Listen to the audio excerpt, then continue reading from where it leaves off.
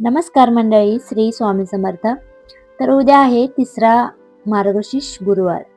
तर हा तांदळाचा उपाय खूप खास आहे. धनप्राप्तीसाठी तांदळाचा उपयोग खूप छान अशी विशेष फायदा होणार आहे तुम्हाला सर्वांना सुद्धा. तर पर्समध्ये ठेवा. आपण एक वस्तू ठेवणार आहोत, ती पुढच्या आपण ह्या व्हिडिओमध्ये सर्व तुम्हाला माहिती सांगणार आहे. तर मार्गशीर्ष महिन्यातील तिसऱ्या गुरुवारी सर्वात प्रभावी मानला जाणारा तांदळाचा उपाय अगदी सोप्या पद्धतीने व्हिडिओमध्ये मी सांगणार आहे.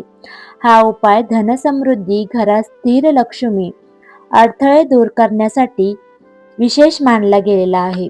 मार्गशीर्ष तिसरा गुरुवार तांदळाचा खास उपाय कसा करायचा हे जाणून घेऊया.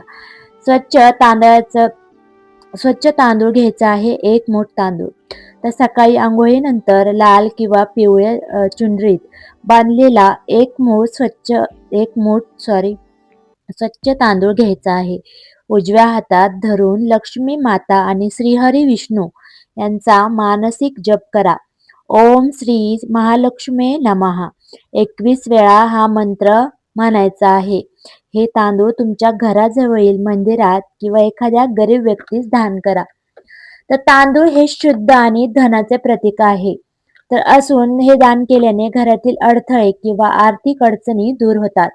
तांदळाचा घरातील उपाय कोणता आहे? घरात स्थिर लक्ष्मी राहण्यासाठी कोणता उपाय करायचा आहे ते बघूयात. संध्याकाळी पूजेच्या वेळी थाळीत एक मूठ तांदूळ घ्या. हळद, एक तांबडं फूल ठेवा. यावर छोटासा लक्ष्मीचा चौकोन म्हणजे अल्पना रांगोळी तांदळाने काढा. दिवा लावून महालक्ष्मी स्तोत्र किंवा मंत्र म्हणावा.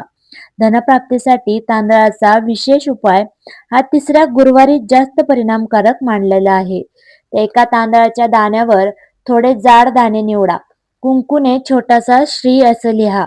तो दाना लक्ष्मी आई समोर ठेवून 11 वेळा मंत्र म्हणायचा आहे. ओम श्री महामाये नमः हा मंत्र आपण 11 वेळा म्हणायचा आहे. आणि तुम्ही जर हा मंत्र रोज जरी म्हटलात तरी खूप फायद्याचा आहे आपल्या घरासाठी, धनवृद्धीसाठी. दुसऱ्या दिवशी हा दाना तुमच्या पर्समध्ये ठेवायचा आहे. धन टिकवण्यासाठी आणि अचानक पैसा येण्यासाठी हा खूप प्रभावशाली उपाय मानलेला आहे. तर व्हिडिओमध्ये मी जे सांगितले ते नक्की उपाय करून बघा आणि कमेंट करून नक्की सांगा की कसा वाटला व्हिडिओ. आणि काही प्रश्न असतील तर नक्की कमेंट करून नक्की विचारा. श्री स्वामी समर्थ. धन्यवाद. व्हिडिओ आवडला असेल तर नक्की लाईक करा, शेअर करा आणि सबस्क्राईब करा. धन्यवाद. भेटूया अशाच नवनवीन व्हिडिओसोबत. तोपर्यंत आपले व्हिडिओ पाहत राहा आणि लाईक